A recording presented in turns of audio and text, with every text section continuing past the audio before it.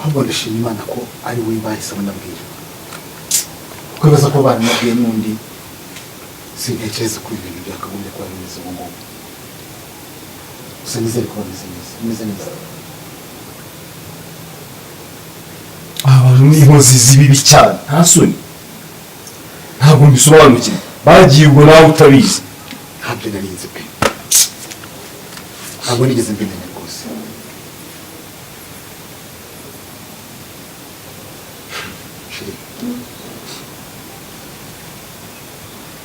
ni koko ariko nta kibi twari tugiye gukora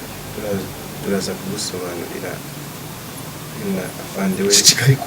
kajya umwana wabona nawe uvuga nta kintu wari mugiye nakubwiye ko utagomba gusohoka n'umururu narabivuze ntabyo navuze niko madamu nabivuze inshuro zingana iki mwari mugiye he mwari mubimenyesheje nde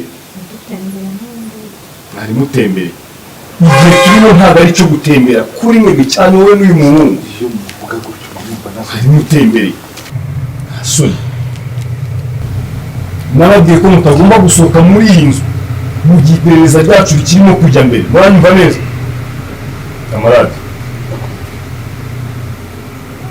aba bantu bagomba guhanwa ko bari gukina n'inzego z'umutekano gute barenga ku mabwiriza twabahaye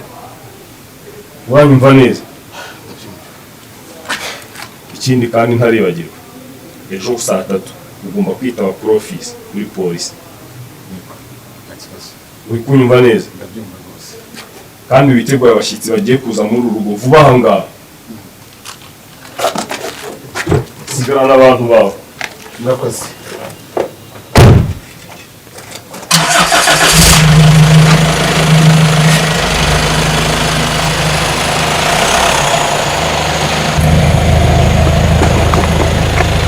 muri mukingurire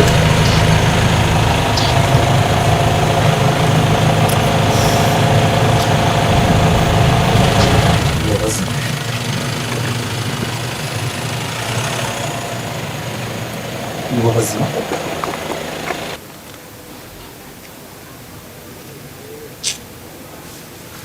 barega ni birebire turaza kugusobanurira ariko turabizi urakoze kumva ni ibintu byumvikana ko ugize amahirwe y'umugabo n'uza niba bahamagaye ibibazo guhamagara nuko yanze kutwumva ariko ntibumvikane reka tujye mu nzu tugusobanurire ariko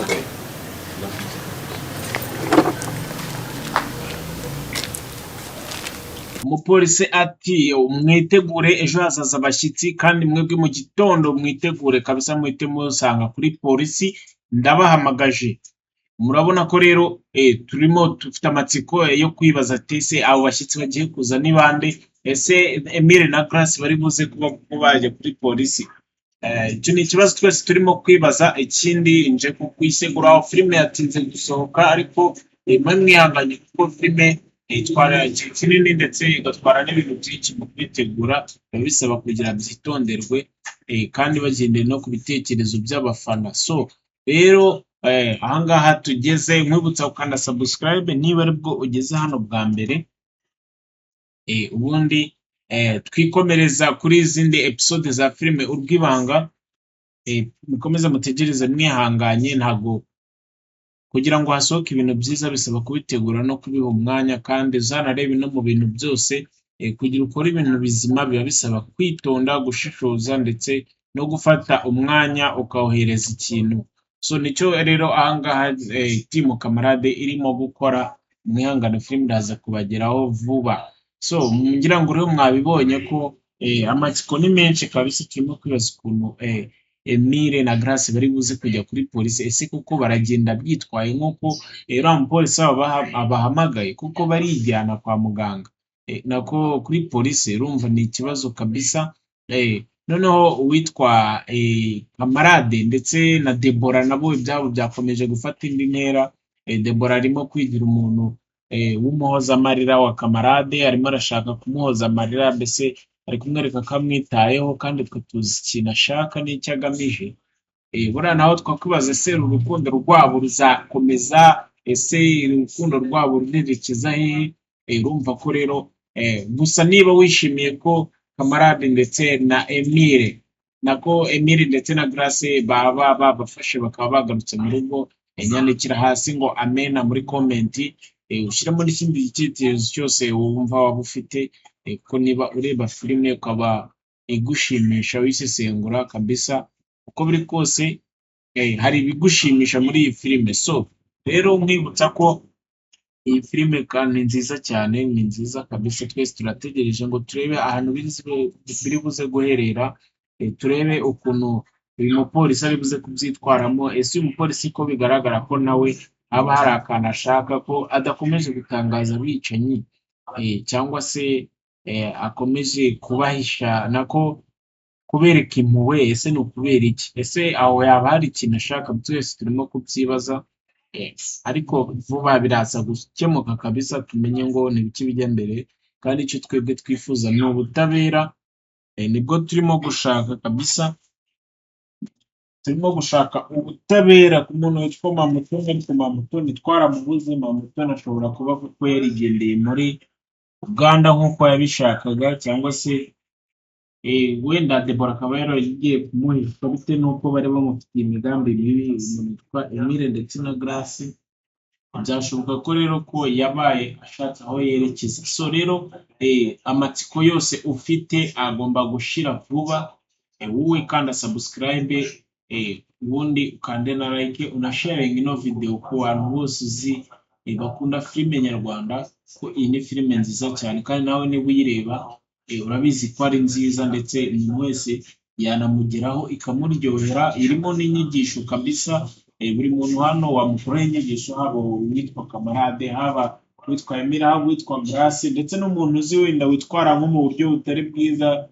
bwa bamwe muri aba ngaba, wamugira n'inama ukurikije wenda ibyo wabonye cyangwa se n'ingaruka wagiye ubona.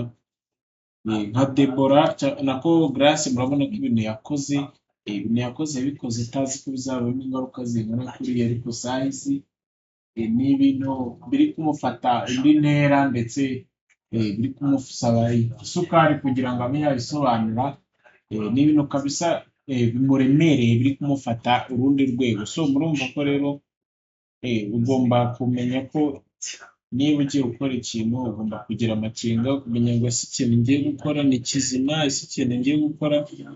gifite umurongo, ese ingaruka zizaba ntizashobora kuzakira. Byose ukabyibaza, ariko utabyibajijeho byazagukoraho, cyangwa se ntabwo byazaguhira. So rero umwibutsa ko wowe ugomba gukanda subscribe, ubundi tukikomeza ku zindi episode za filime Ukwibanga. Vuba kabisa filime iraza kubageraho, n'imigiro vuba filime iraza kubageraho vuba kabisa. Barimo kubitegura bakabiha n'imbaraga kugira ngo ibintu bigire ireme. Vuba rero filime iraza kubageraho, wowe kanda subscribe ubundi twikomereze.